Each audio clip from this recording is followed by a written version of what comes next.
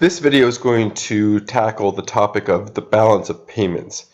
Now, balance of payments is a report that every country compiles, and basically the balance of payments simply records the interaction one country has with the rest of the world.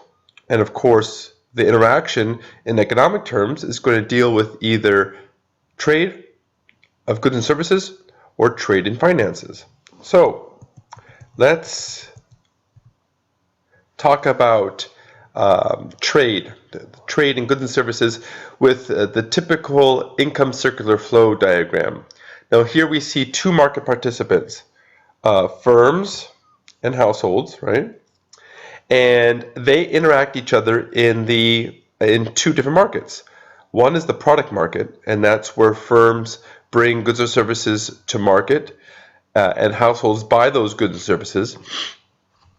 And the other one is the input market, and that's where firms buy factors of production, and households are a primary supplier of inputs in the form of labor to this market. And what we see here is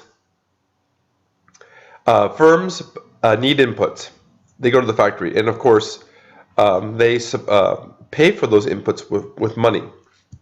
And then firms are able to pay households for the labor, and of course households are supplying those inputs into the input market. So in this case, households are suppliers of labor, firms are demanders of labor. Now there are other factors of production, but labor is a very, very important input.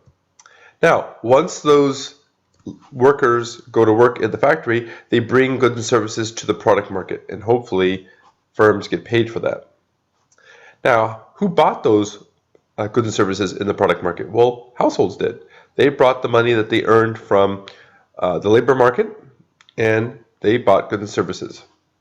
Now, what we see here, if you look at the outer circle, what is flowing? Either goods and services are flowing in one direction, or inputs are flowing in one direction. So you see them all going in the same direction, right?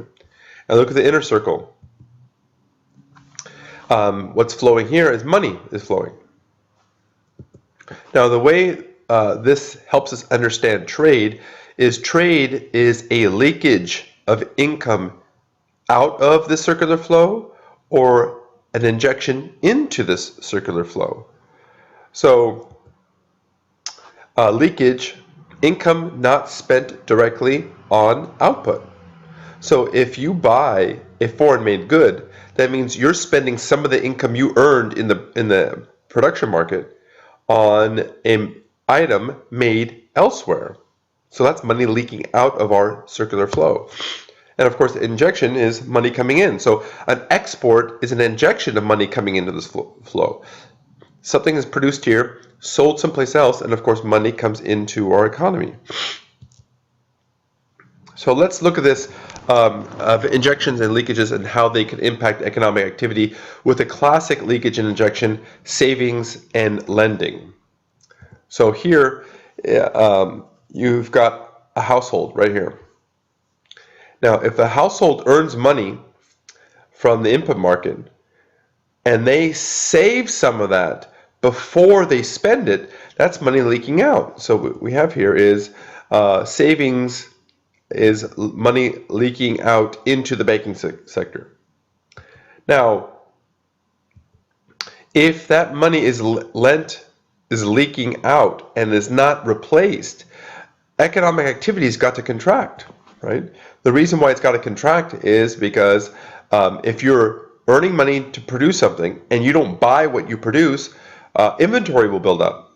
And then, of course, the following year, less output is needed because of unused goods and services from the previous year.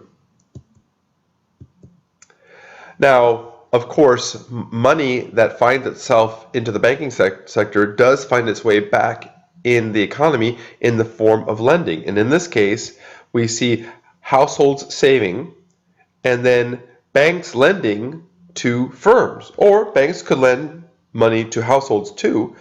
And if lending equals savings, then leakages and injections are equal because lending is an injection into the income circular flow. If injections equal leakages, there is no impact on economic activity. But as you know from our previous lectures, banks can lend more than the deposits coming into the banking sector. So banks could be a net injector of income into the income circular flow, and that means that this could have a stimulating effect on the economy and economic activity can expand. So savings are considered to be a leakage and income an injection. And imports are considered to be a leakage and exports an injection. So these are two sets of examples of injections and leakages. And this is an important note. This goes a long way of explaining the business cycle. What is the business cycle? The ups and downs of economic activity. So when there's an imbalance between leakages and injections, that's going to cause economic activity to either expand or contract. So let's focus our attention on the leakage and injections coming from trade.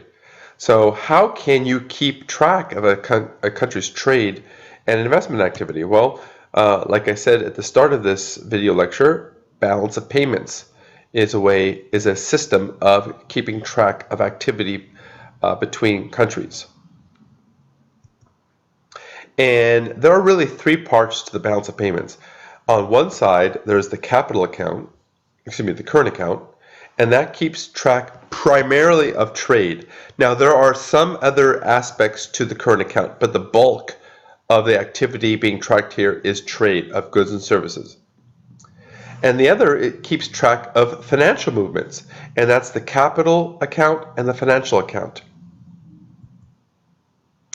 So let's take a look at this. What if Americans import more goods and services than they export?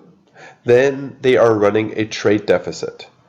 Now, if you're running a trade deficit, that's another way of saying you've spent all of your money on your domestic goods and services, and you bought a little more from the foreign sector, which means you have to borrow money. So the U.S. government provides foreign aid. Okay, so I'm just basically with this point right here, I'm describing the other aspects of the current account. And again, I'll repeat, the vast majority of the activity measured in the current account is trade. So when there is more imports than exports, you're running a trade deficit, or in this case, we call it a current account deficit. And let's give an example. In 2009, the United States ran a $374 billion trade deficit. Now, this is a big trade deficit, but it's down from the rather large trade deficit of $669 billion. So this means that the United States is spending money on foreign-made goods and services, and that means they're injecting income into other countries' circular flow. Well, when these dollars leave the country, three things can happen. One, the foreigners who receive the dollars could purchase U.S. assets with those dollars, stocks, bonds, that sort of thing. And an example is when Toyota buys land and equipment for a factory in the United States, or when let's say the British investment fund buys stock in a U.S. corporation, the United States is said to be financing its current account deficit by selling assets. That's a fancy way of saying the United States issued money to pay for something, and that money is going to be redeemed by a claim on U.S. assets. And the sale of assets by the money leaking out of the U.S. circular flow is going to be registered in the capital account. And the capital account accords transactions involving the purchase of sale of assets, not goods and services. That's the current account. So in 2006, the U.S. capital account recorded that foreigners acquired $620 billion in assets. So let's look at the current account balance in a slightly different way and how it relates to aggregate income and aggregate spending. So let's look at GDP, and this is an equation you're familiar with. C plus I plus G plus NX. So this looks at the value of all output must equal the spending on all output. And also the value of all output must equal the income earned in the production of that output. And so we can rewrite this equation that looks like this, where Y, instead of looking at GDP, the value of all output, we're going to be looking at the income earned from the output still has to equal the spending on that output. So this is still equivalent. We're just replacing GDP with income.